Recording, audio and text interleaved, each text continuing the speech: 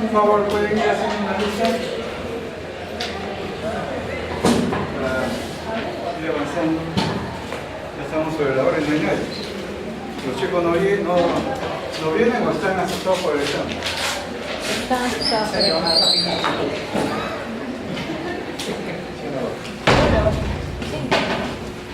Muy temprano para asustarse, tienen que estar preparados para el examen. Sí, la fecha de... ¿Qué fecha? Estamos ahí. Por si acaso tú no me viste. Fecha. Por si alguien me quiere que tú no me viste, tú no sabes de mí. Yo no vi, no te vi. Fecha. No sé. ¿Quién te creo?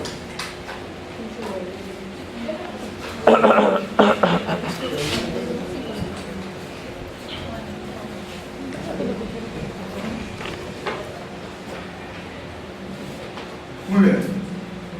Me toca tocar en esta clase lo que es historia clínica psiquiátrica y lo que es los síndromes psiquiátricos básicos. Como ustedes se darán cuenta, el edificio del diagnóstico se establece a través de los elementos básicos. Y los elementos básicos de todo diagnóstico son los signos y los síntomas. Los signos son las situaciones objetivas que pueden ser observadas a través de los sentidos o captadas a través de los sentidos o de aparatos o pruebas. Y los síntomas son las expresiones subjetivas que el propio paciente nos va a relatar a la hora de la entrevista de lo que él siente con respecto a alguna dificultad o anomalía que se le presente en su sentirse bien. De tal forma que el conjunto de signos y síntomas va a formar el síndrome.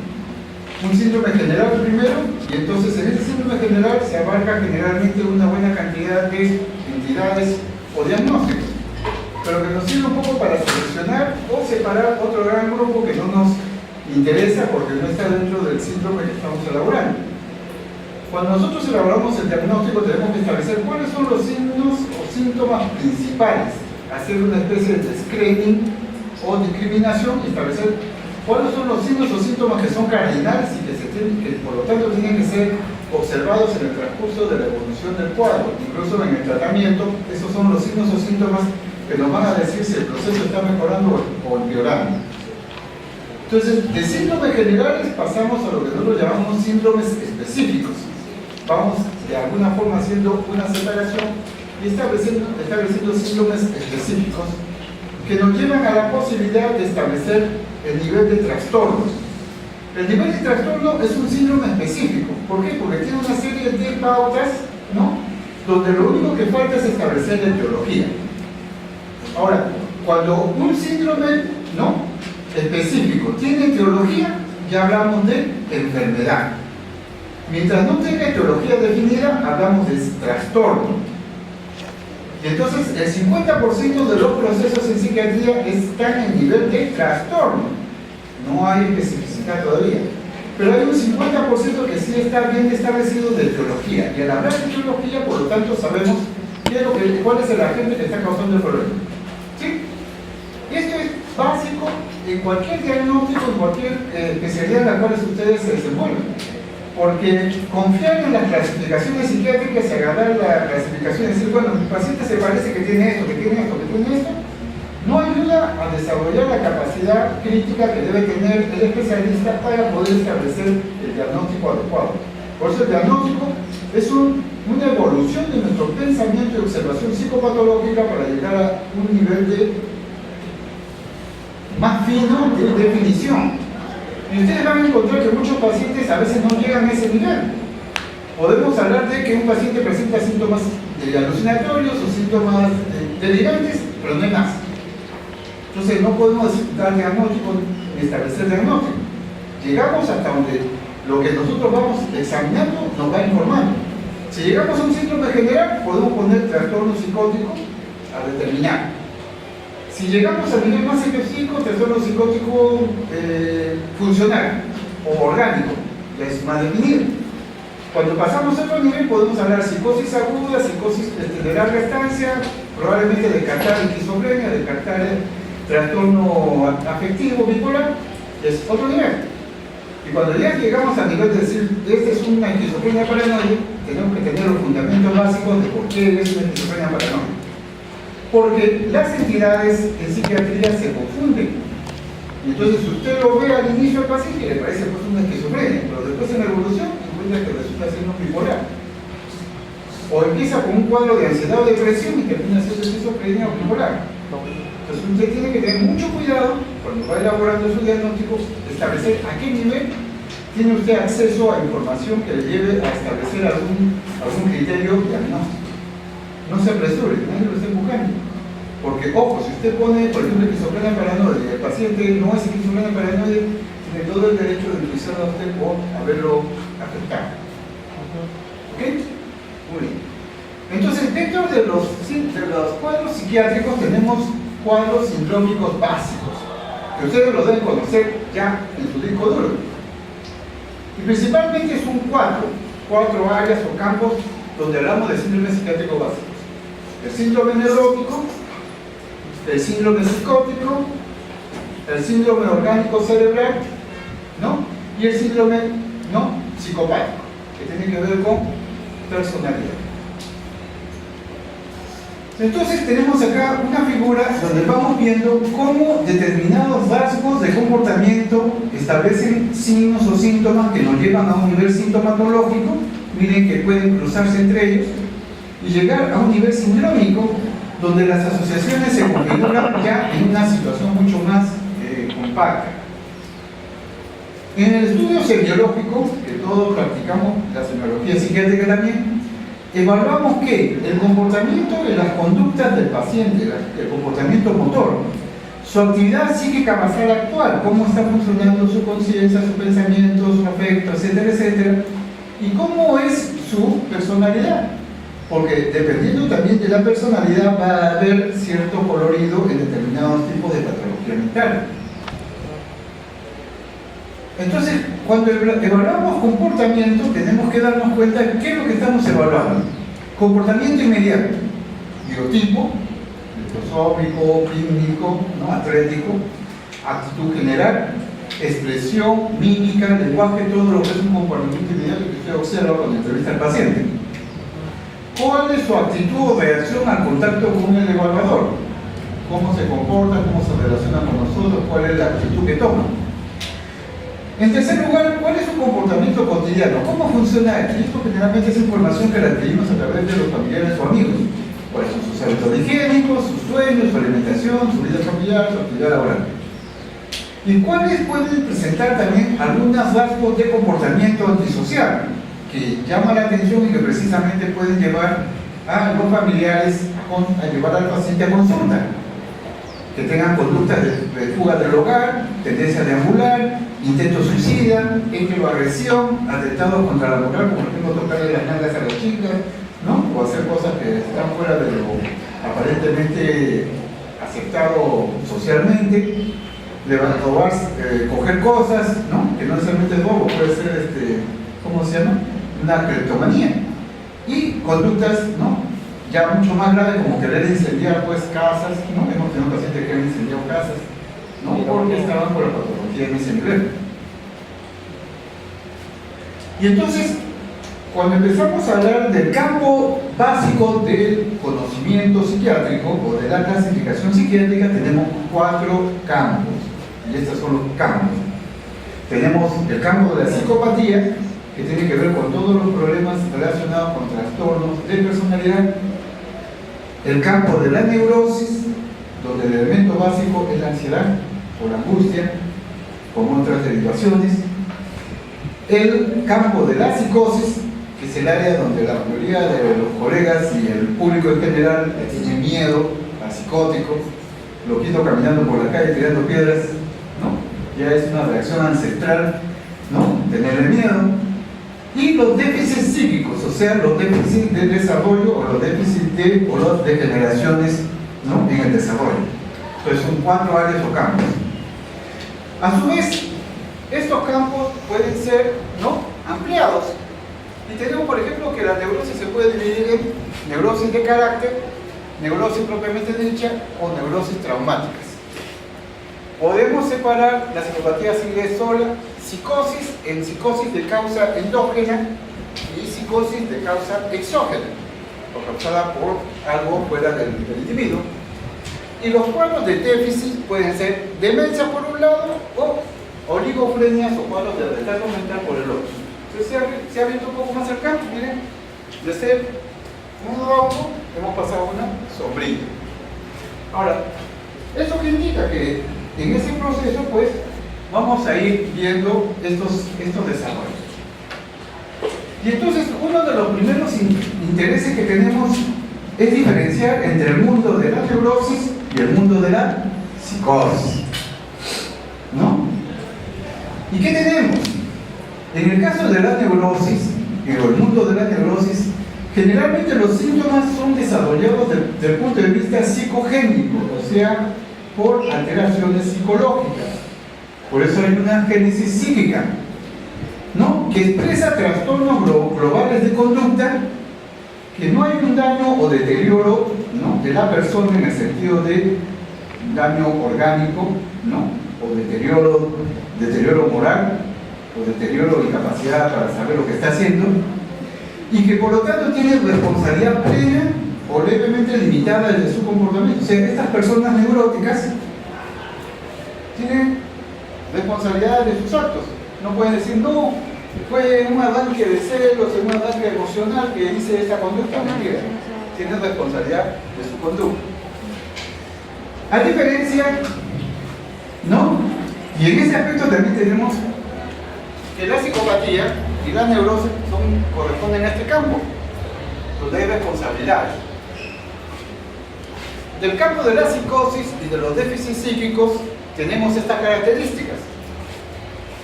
Hay una base orgánica en alguno de estos cuadros, en la psicosis orgánica o en el déficit psíquico hay componente orgánico, o sea, alteraciones de la función o estructura del cerebro. Hay alteraciones en los síntomas psicopatológicos básicos.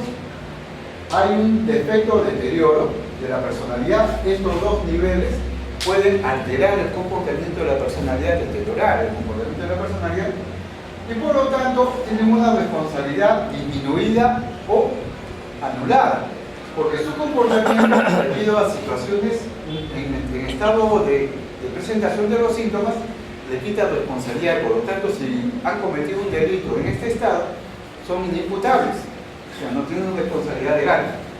¿Sí? Muy bien. Entonces, vamos a hablar de cada uno de estos campos y los vamos a separar del famoso rombo. Vamos a empezar primero con el campo del déficit, de la pérdida. Y habla características básicas del campo del déficit: es inhibición de la conducta, o sea, la dificultad para que desarrollen una conducta espontánea, y un déficit intelectual, o sea, una disminución de su capacidad intelectual. Y ahí entran todos los cuadros que corresponden al síndrome, ¿no?, orgánico cerebral. Por ejemplo, tenemos el síndrome cerebral local o circunscrito, que está relacionado a lesiones puntiformes o localizadas que originan un lugar de lesión. Por ejemplo, una afasia, un síndrome del lóbulo frontal, una dificultad para reconocer objetos, que es agnosia. Y entonces hay una parte dentro de nuestro cerebro que está dañada. Y entonces, aparte de los trastornos funcionales que pueden provocar la lesión, por ejemplo, si me dañan el área de Wernicke, ¿no?, el área temporal de la audición, hay alteraciones en la comprensión del lenguaje, de entender los significados, o si se me altera acá el área de Broca, en el lenguaje, ¿no?, hay dificultades para poder articular las palabras. Entonces, tenemos que haber alteraciones del impulso, de la tendencia instintiva, que ya hemos visto, que explicaron cuáles son las tendencias instintivas que existen en el ser humano, y de su estado de ánimo, porque va a afectar el área afectiva subcortical. Entonces, ¿qué síntomas usted va a detectar aquí, en el síndrome cerebral local o circunscrito? Que el impulso o la energía vital que tiene la persona baja, que tiene más tendencia a responder instintivamente más que pensantamente, o sea, el instinto domina su conducta. cambios de humor inestables, ¿no? Y problemas de memoria, de comprensión o evocación están conservados. ¿Por qué? La memoria de fijación y evocación está conservada porque si hay lesiones solamente puntuales, no va a afectar el área, salvo que esté afectando directamente el área, ¿no? Del aprendizaje. A diferencia del síndrome circunscrito, tenemos el síndrome cerebral orgánico crónico, que significa que está caracterizado por un mayor compromiso de todas las funciones cerebrales. Y ahí comprometemos la orientación, la memoria, las funciones intelectuales, el juicio y la afectividad. Y estos pacientes son lábiles.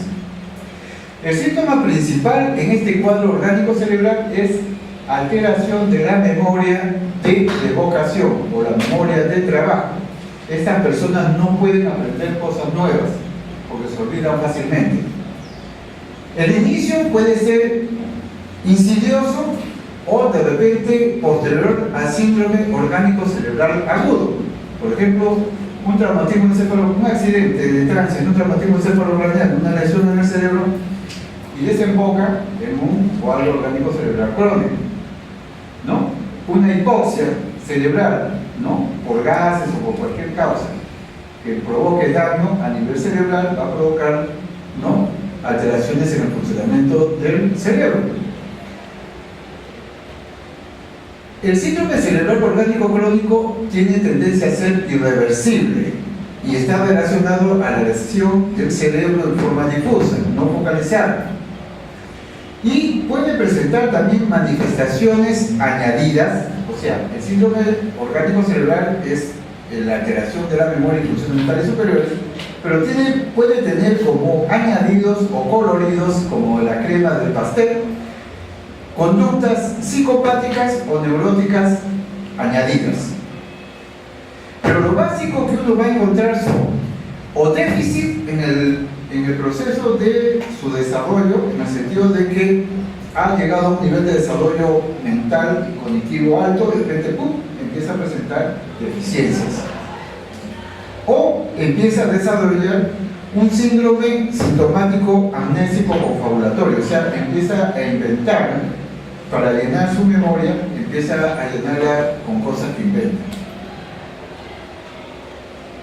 Dentro del cuadro orgánico cerebral tenemos que existe también, entre los cuadros orgánicos, tenemos el síndrome de ruina de configuración. ¿Qué significa un síndrome de ruina de configuración? Significa que una persona que normalmente tiene una forma de presencia, de comportamiento y de conducta regular, empieza a perder su constancia y su continuidad de personalidad. Empieza a ver lo que se llama una desintegración funcional. Esta deficiencia en su integración funcional va a llevarlo a un estado de confusión y de conducta desorganizada. Y entonces uno encuentra que la personalidad original del paciente se fragmenta y empieza a haber más impulsos, tendencias y otras cosas. Está en constante estado de estrés intenso y puede añadirse el compromiso de conciencia. Cuando hay compromiso de conciencia, estamos hablando de trastornos orgánicos. Compromiso de conciencia, ¿no? Compromiso de la orientación, compromiso de la atención, estamos hablando de componente orgánico, ¿no? Y también compromiso de la memoria y funciones mentales superiores, estamos hablando de componente orgánico. Ahora, el síndrome de una configuración también se puede presentar no solamente en los cuadros orgánicos, sino también en los cuadros esquizofrénicos, cuando están sintomáticos.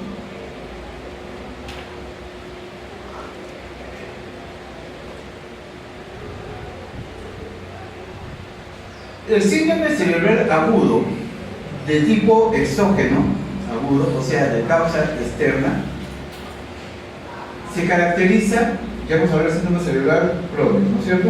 Ahora estamos hablando del síndrome cerebral agudo.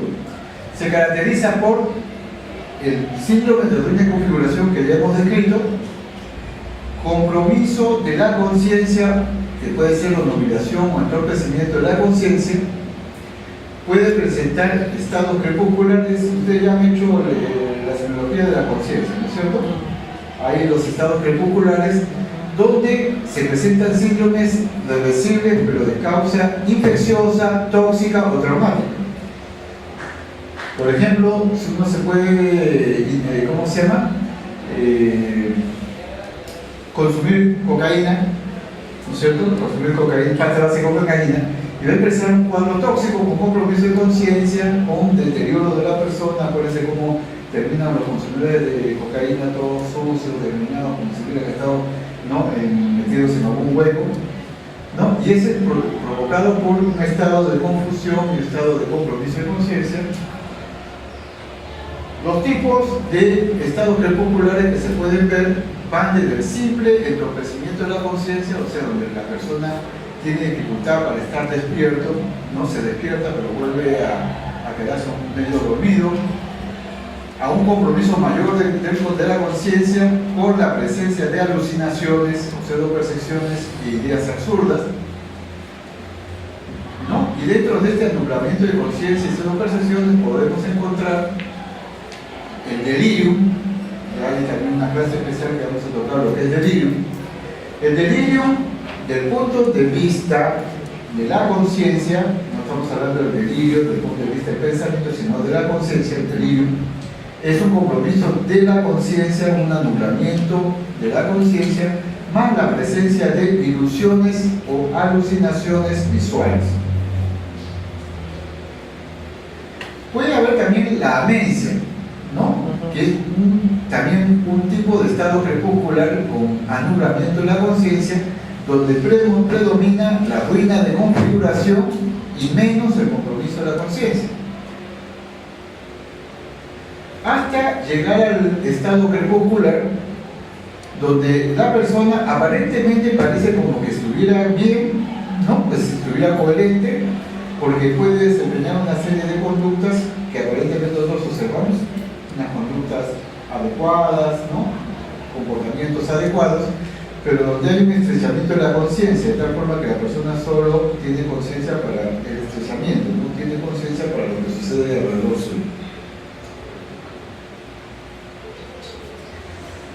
Dentro del síndrome orgánico cerebral tenemos las alteraciones deficitarias intelectuales, que pueden ser de dos tipos: el déficit intelectual adquirido, o sea, la persona desarrolla toda su capacidad mental y en un momento determinado la empieza a perder, o alteraciones intelectuales congénitas, o sea, que no han desarrollado su capacidad intelectual o ha habido problemas para el desarrollo de su capacidad intelectual. En el caso de los adquiridos, ¿qué suponen? Pérdida de la capacidad intelectual y del patrimonio mental a partir de una noxa patógena que se desarrolla en la edad adulta. Corresponde a este tipo de cuadro a lo que nosotros llamamos la demencia. Demencia, pérdida de la mente, de origen orgánico, ¿no?, y que se instala normalmente muchas veces en los estados de involución o senectud. Las demencias son más frecuentes, ¿no?, en los ancianos, demencia senil o otro tipo de demencia. Pero hay también demencias traumáticas. Por ejemplo, un joven de 20 o 30 años se golpea la cabeza y pierde capacidades intelectuales y ya no vuelve a ser como era antes. Entonces es una demencia traumática. O sea, la demencia empieza a funcionar a partir de se considera demencia a partir de los 18 años para arriba, la presencia del cuadro. Si el cuadro se presenta por debajo de los 18 años, o sea, de 0 a 18 años, hay problemas de déficit intelectual, hablamos de retardo. Por encima de 18, hablamos de demencia. En el caso de las alteraciones congénitas, el déficit congénito es de la capacidad intelectual. Entonces, la persona no desarrolla su inteligencia, no desarrolla su capacidad intelectual. Este tipo de alteración se define como cuadros de oligofrenia, retardo mental o subnormalidad psíquica. Y entonces podemos hacer una comparación entre estos dos síndromes, el síndrome de tipo demencial y el síndrome de tipo oligofrénico. En el síndrome demencial lo que hay es un déficit más o menos intenso de la capacidad intelectual operacional, la conciencia de su enfermedad, hay alteraciones de memoria, atención, orientación, pensamiento y lenguaje, El juicio clínico y la valoración ética también se ve alterada. Por ejemplo, ustedes recordarán a los viejitos verdes, ¿no? Los viejitos verdes que pasa a la chica con minifalda y ¡no!, le meten la mano, porque en su estado demencial se dejan llevar por el impulso erótico, porque una persona guarda respeto, pero en el estado de síndrome demencial la persona ha perdido el juicio clínico y la valoración ética, e incluso se vuelve mentiroso también. Y entonces tienen alterada su capacidad de abstracción, ¿no?, y la capacidad de moverse individualmente, ¿no? Junto con este déficit más o menos intenso de estas capacidades, puede presentarse también conductas eventuales o trastornos de conducta eventuales que pueden afectar la conducta o pueden presentar cuadros de tipo neurológico y somático en general, o sea, expresiones somáticas de lesión intelectual. Por el lado de la oligofrenia, ¿qué vamos a encontrar? ¿Qué es lo característico de la oligofrenia? El déficit intelectual, o sea, la dificultad para el desarrollo intelectual. Entonces hablamos de retardo mental leve, moderado, severo. El déficit afectivo, que provoca que ellos presenten dificultad para expresar emociones, ¿no? Pueden presentar, por ejemplo, risas tontas, conducta poliloide, comportamientos bizarros, ¿no?, porque no han logrado desarrollar adecuadamente su capacidad afectiva. Y por último, trastornos somáticos, que indican que hay expresiones de este déficit intelectual. Hablamos de los estigmas y malformaciones congénitas, o hablamos de los trastornos neurológicos y somáticos asociados. Muchos de estos cuadros con retardo mental tienen asociado también problemas de convulsiones, epilepsia, ¿no?, crisis convulsivas y otras patologías médicas. Entonces, en el síndrome demencial generalmente lo asociamos a situaciones de edad avanzada. Hay que tener en cuenta también que hay, ¿no?, un síndrome, ¿no?, de defecto psicótico. Cuando hablamos de un síndrome de defecto psicótico, no es igual que el déficit intelectual. En el déficit psicótico lo que vamos a encontrar es que déficit en la interacción social o deterioro de la capacidad social. No estamos hablando de intelecto, estamos hablando de contacto social. Entonces, personas, por ejemplo, que se encierran en su mundo y viven en su mundo, eso se llama autismo. Los famosos niños autistas se les diagnosticaba antes como psicosis infantil, ¿no? Pero es un problema de autismo, dificultad para relacionarse con el medio, que es desproporcionada en relación al déficit intelectual que presenta. Puede presentar un déficit más o menos intenso de diversas capacidades intelectuales, diversas funciones psíquicas, con ausencia de manifestaciones propias del síndrome orgánico. Y puede presentar también trastornos eventuales de la conducta, con tendencia a conductas de inhibición, o sea, quedarse congelados en un lugar. Y no hay signos neurológicos ni somáticos asociados, pero hablamos entonces de un déficit provocado por los cuadros psicóticos, pueden provocar estos déficits. Del campo del déficit nos vamos al campo psicótico, ¿no? Y entonces, ¿qué se queda? Resulta de que psicosis es un campo y todo lo que queda fuera de eso se llama anormalidad no psicótica. ¿Qué es lo que encontramos en la psicosis? La alienación o la creación de un mundo fuera de la realidad. ¿Ok? Ese famoso cuadro psicótico. ¿Y qué es lo característico de un cuadro psicótico? Primero, el paciente no viene por sus propios medios. Un paciente psicótico nunca va a consulta voluntaria. Lo tiene que llevar la familia, la policía, los amigos o el serenazgo. Por eso es consulta generalmente llevado por otra persona. Los síntomas que presenta el cuadro psicótico son variados, insólitos, extraños e incomprensibles para la naturaleza humana. Los motivos encontrados no tienen resonancia afectiva manifiesta o en ocasiones falta la repercusión afectiva, o sea, no están asociados a un buen nivel afectivo. Y la actividad mental está claramente perturbada. Ahora, dentro del síndrome psicótico puede haber síndrome psicótico funcional y síndrome psicótico orgánico. Si uno comprueba que hay un daño cerebral por desorden de tipo bioquímico, metabólico, tóxico, hablamos de un síndrome psicótico orgánico y tiene otro manejo. Si hablamos solamente de que el cuadro se ha presentado sin alteraciones externas o provocadas, estamos hablando de un síndrome funcional, una psicosis funcional, ¿no?, que se ha presentado. Dice, por ejemplo, en la imagen, ¿no?, y la conducta de un paciente paranoide o psicótico paranoide. Miren la expresión de su mirada, de temor o de miedo, y está observando algo que aparentemente nosotros no vemos, pero que le causa mucho temor. ¿Cómo nos acercamos al psicótico?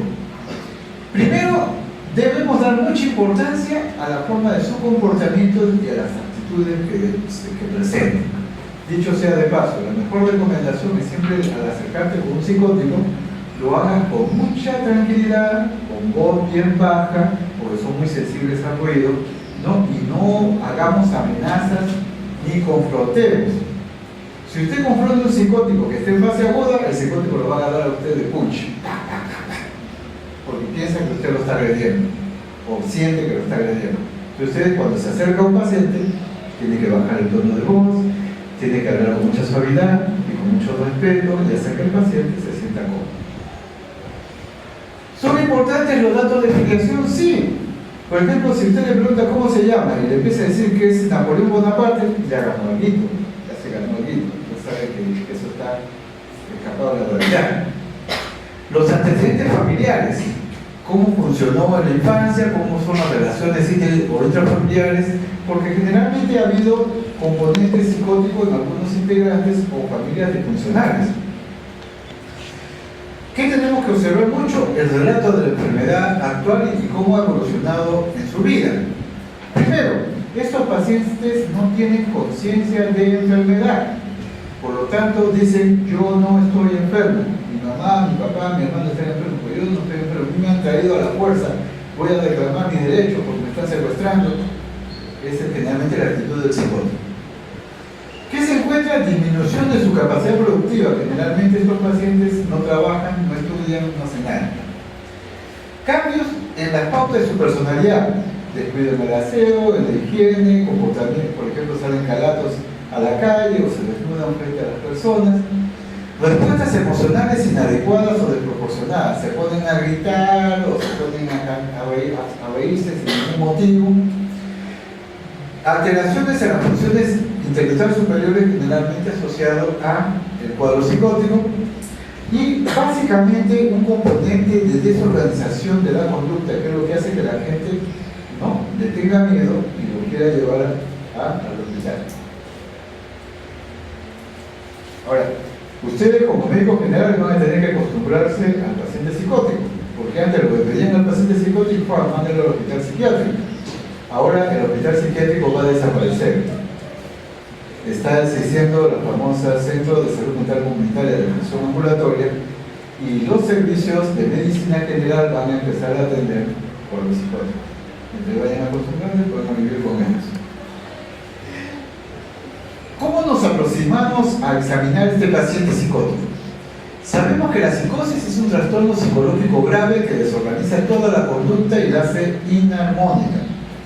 La desorganización compromete generalmente los sistemas de información, los sistemas de acción y la afectividad, de tal manera que la vida psíquica pierde una coherencia total y ordenada, y no se regula.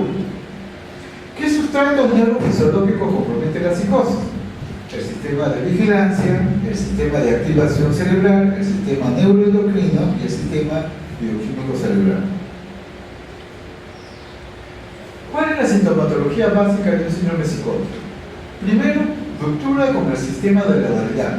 La persona tiene o un comportamiento autista o tiene ideas delirantes, ideas no falsas que él siente que son verdaderas, son ilusiones. Tiene un trastorno del funcionamiento del pensamiento. Recuerden que el pensamiento se desorganiza, hay alteraciones del funcionamiento de la estructura o del funcionamiento del significado del pensamiento. Y por supuesto, alteraciones del área de la percepción, las famosas alucinaciones o pseudoalucinaciones. ¿Qué vamos a encontrar en este paciente también? Desorganización de su comportamiento. incapacidad para mantener su integridad o para adaptarse a cambios, no puede controlar sus impulsos, incoordinación psicológica para poder controlar la sinergia y el sincronismo, alteraciones en la socialización. Finalmente estos pacientes tienen tendencia a aislarse, a presentar conductas de desconfianza, timidez o pérdida de funcionamiento de funciones intelectuales superiores, pero no por daño orgánico cerebral, sino por no uso del funcionamiento de sus ideas.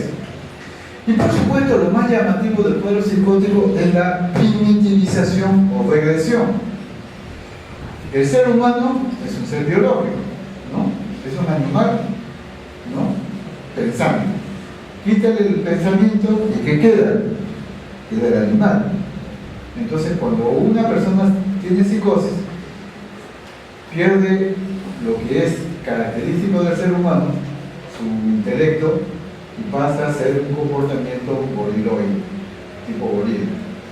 Si usted se ve expuesto, al igual que cuando usted se enfrenta a un animal, a no saber qué hacer cuando él actúe de alguna u otra forma, hasta lo puede agredir o le puede dañar, porque no tiene sistemas de autocontrol social. Dentro de este síndrome psicótico hemos dicho que pueden haber síndromes específicos, ¿no? Y hablamos, de acuerdo con el daño del sistema nervioso central, o sea, el área que si hay daño o no hay daño, pueden ser funcionales u orgánicos. Cuando no hay daño del sistema nervioso central, entonces hablamos de trastornos psicóticos funcionales que pueden ser afectivos o bipolares y esquizofrénicos. Cuando son alteraciones que dañan el cerebro, hablamos de daño cerebral, entonces tenemos psicosis por intoxicaciones, puede ser medicamentosa o por drogas ilegales, infecciones de cualquier tipo. Ojo, una tifoidea le va a dar un cuadro psicótico agudo, ¿no? Una vez me trajeron por emergencia a un chico de 14 años, tenía un cuadro psicótico, mismo loquito de la calle, hablando solo, todo descuidosos y todo. La mamá lo traía porque lo había llevado a un hospital general, lo había entrado por emergencia al hospital general. El personal lo vio y le dijo: mire señora, su paciente está loco, llévelo al hospital psiquiátrico porque ahí es donde lo van a ver. Muy bien, la mamá lo trajo. Empezamos a preguntarle: bueno señora, ¿cuánto tiempo tiene con el problema? Una semana ya. ¿Cómo comenzó? Bueno doctor, primero estuvo con un cuadro febril, después empezó a presentar manchitas en el cuerpo y después empezó con diarrea, ¿no? Lo examinamos al paciente, 39 puntos y pico grados de temperatura.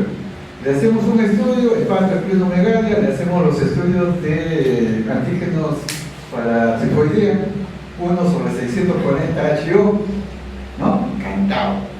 Psicosis orgánica, de causa infecciosa. Le dimos un tratamiento a la señora, le dije: mire señora, fácil, lleve este informe al otro hospital y dígale que por la psicosis no se va a morir, pero por el cuadro de tifoidea sí, así que o lo atienden o usted lo denuncia. ¡Pum! Se la llevó. Porque no hay que descuidarse. Cuando usted tiene un cuadro psicótico, primero descarte patología orgánica, porque se puede dar por sorpresa. Una depresión por tuberculosis, un hipertiroidismo, una manía por hipertiroidismo, una depresión por hipotiroidismo, una depresión por anemia, entonces, o un cuadro maníaco por corticoides, y usted se confía y cree que es solo psiquiátrico. Entonces, estos son hechos que usted tiene que saber discernir. Cuando usted tiene un cuadro psicótico, defina: funcional o orgánico. Y si es orgánico, pues hay que meter la mano más rápidamente. Funcional, usted se da tiempo para manejarlo. No es tan exquisita, salvo que esté en agitación. Ahora, de acuerdo a la respuesta conductual, tenemos también los psicosis organizada y la psicosis desorganizada. La mayoría de los cuadros psicóticos son desorganizados, tanto los funcionales como orgánicos. Pero tenemos una psicosis que es organizada, integrada, que es la famosa paranoia.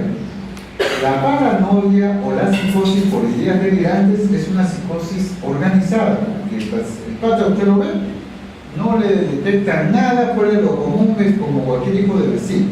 Pero cuando le empieza a tocar el tema causante de su psicosis, que puede ser una serotipia o alguna causa especial, detecta la idea delirante, y esa idea delirante o delusión es lo que está causando su psicosis.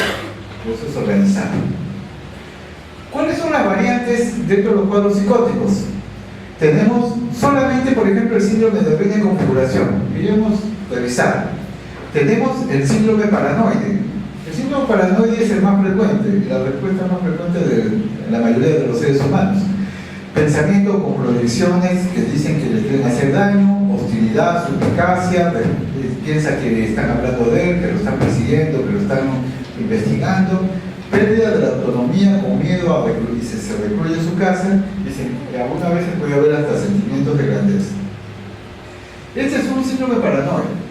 Y en el síndrome paranoide, la conducta agresiva no es primaria. Y eso quiero que ustedes se metan en su cabeza. La conducta agresiva no es primaria, es secundaria. ¿Es secundaria qué? Alucinaciones que le dicen mata, mata y obedecen. O a ideas delirantes que hacen sentir de que lo van a matar a él y entonces él tiene que defenderse. Es defensa. El ataque es una defensa. Entonces, en los cuadros del síndrome paranoide esquizofrénico no hay tendencia primaria a agresividad, es siempre secundaria. Hay el síndrome catatónico, que es un cuadro en el cual la persona pierde toda su conducta motora, está tenso o cataléptico, o sea, congelado, no se puede mover, no puede hablar, está con los ojos bien abiertos, está despierto, pero no se mueve para nada. Ahora, un catatónico puede ser causado por infecciones, intoxicaciones o lesiones vasculares o tumores en el cerebro o por un cuadro catatónico esquizofrénico. O sea, la característica que es generalmente conducta motora, tensión muscular, catalepsia, parasinesis y negativismo, ¿no? Tenemos también el síndrome maníaco. El estado maníaco es cuando el estado afectivo está elevado, el paciente está excitado y toda la función mental está high, como si se hubiera dado una buena, ¿no? Y está full adrenalina. Entonces el paciente tiene excesiva energía, ¿no?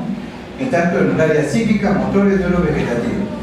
El síndrome maníaco es lo típico en el trastorno bipolar, ¿no? Comportamiento extravagante, alegre, furioso, verborreico, hiperactivo. Hay excitación psíquica, exaltación del humor, excitación psicomotriz. Puede haber, debido a esta conducta, el paciente adelgaza porque no come, trastorno del sueño, no duerme, ¿no? Y puede entrar en un cuadro de desintegración física por desgaste. Y eso es lo que hay que evitar, que se desgaste. Porque vamos a tener que ponerle vía, hidratarlo y alimentarlo y dormirlo. Ahora, a su vez, el síndrome maníaco puede ser de diversas formas.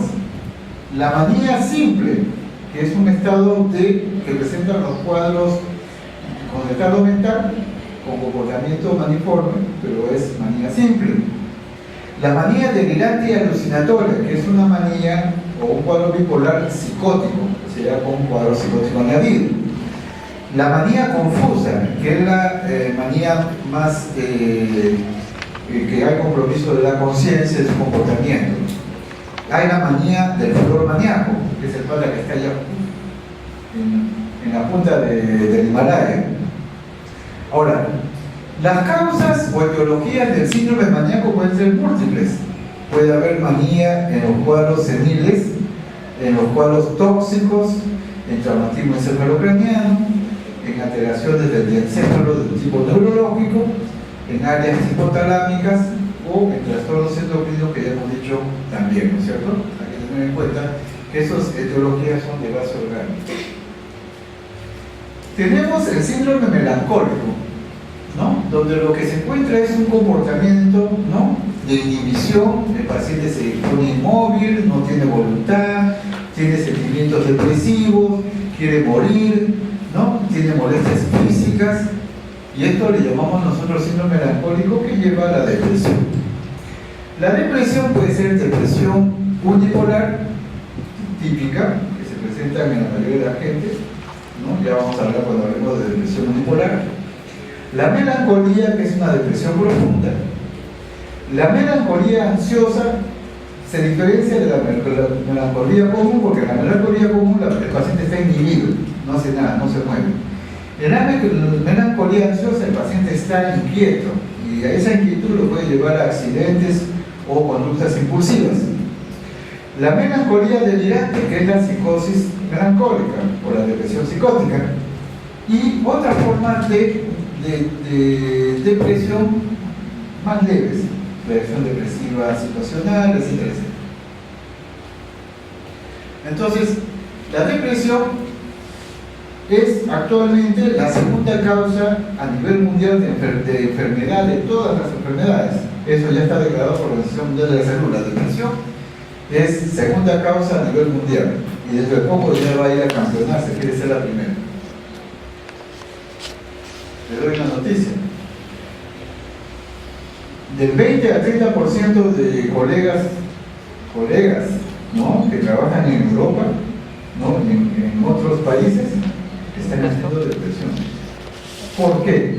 Porque ya la carrera no los motiva. La carrera, tal como la están llevando, sienten un nivel de frustración muy intenso. Bien, del campo psicótico nos vamos al campo neurótico. ¿Y qué encontramos? Que el único que tiene conciencia de enfermedad es el neurótico. Todos los demás campos tienen ausencia de conciencia de enfermedad. Los orgánicos, los psicóticos y los psicopáticos no tienen conciencia de enfermedad. ¿Qué es lo característico del neurótico?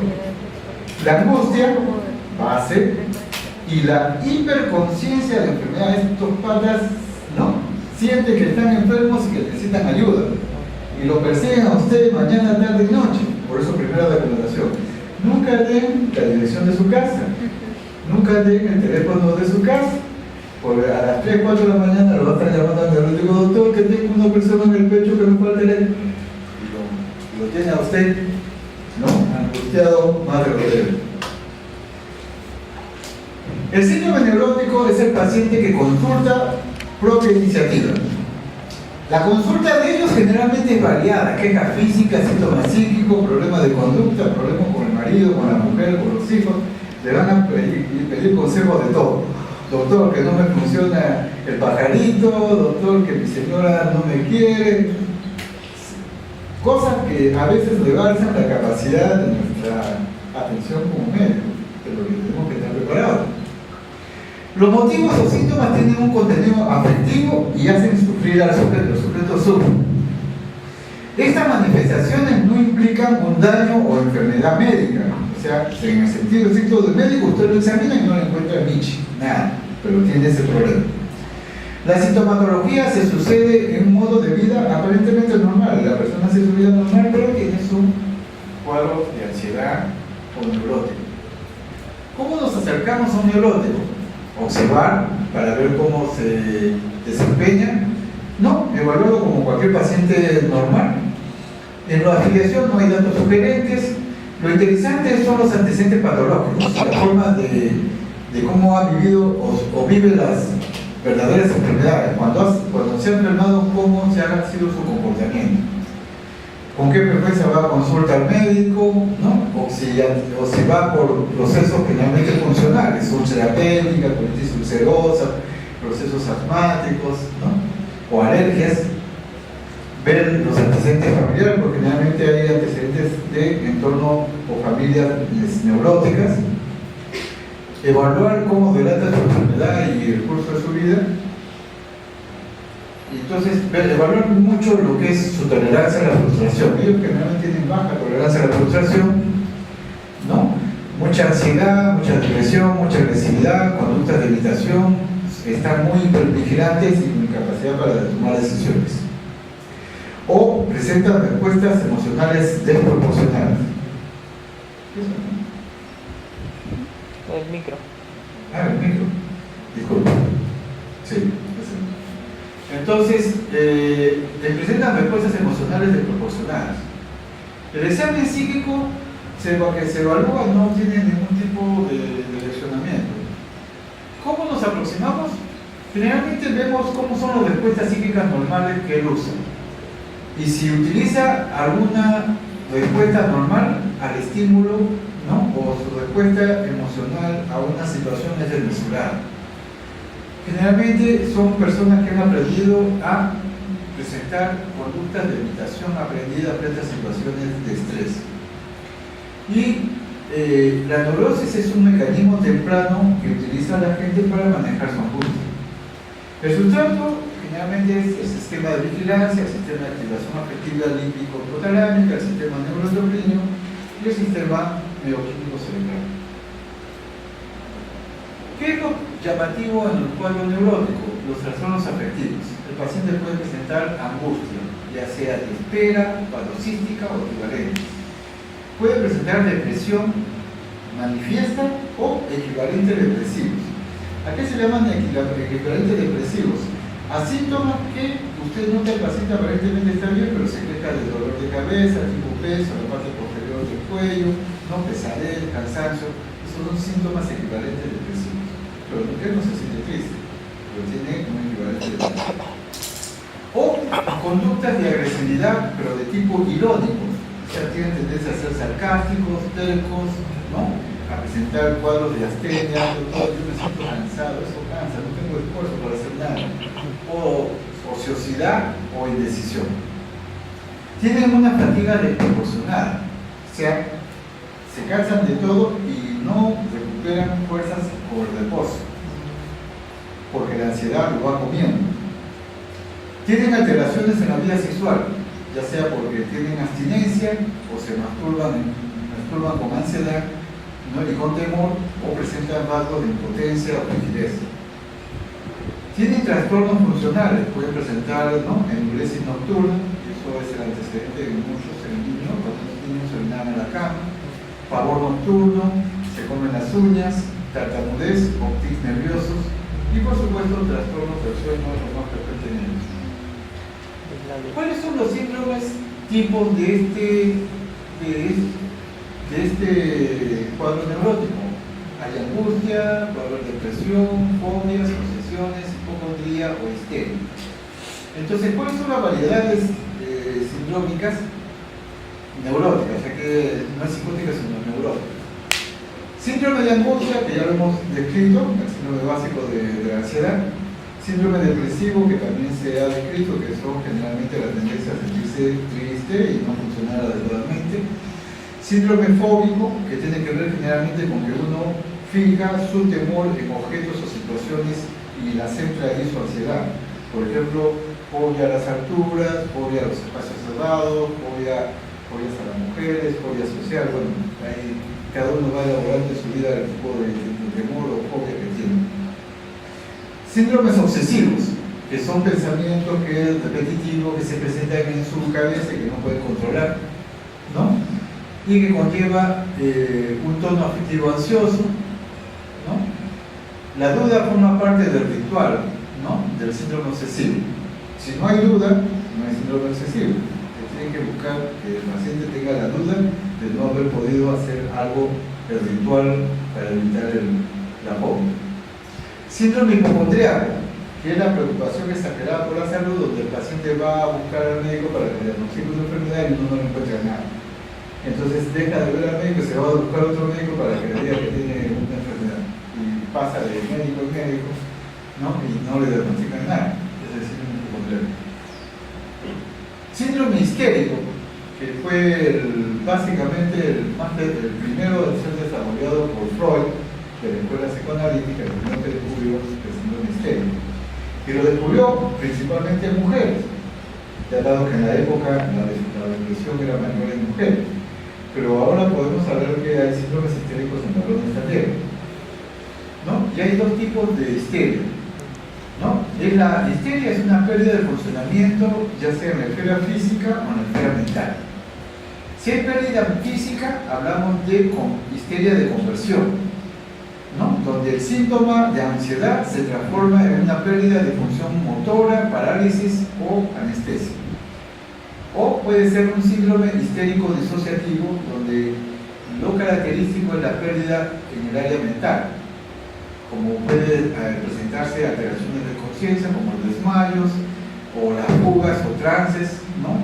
donde el paciente sale a la calle y no recuerda dónde estuvo o quién es él, no reconoce, ¿no?, sus datos personales, ¿no?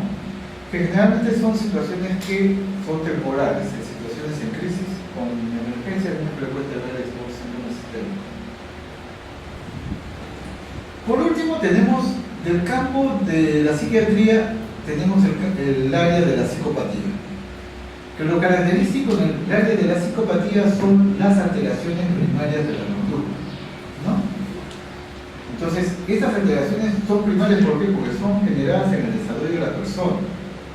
Mientras que los otros cuadros o síndromes son alteraciones secundarias de la conducta, o sea, tienen un tiempo en el cual aparecen, una fecha en la cual empezó a presentar la neurosis, la psicosis o presentó el cuadro orgánico cerebral. En las psicopatías no, usted ve la vida del psicópata y no puede detectar en qué momento el árbol que crecía derecho se torció. ¿Ok? ¿Qué implica el problema de personalidad?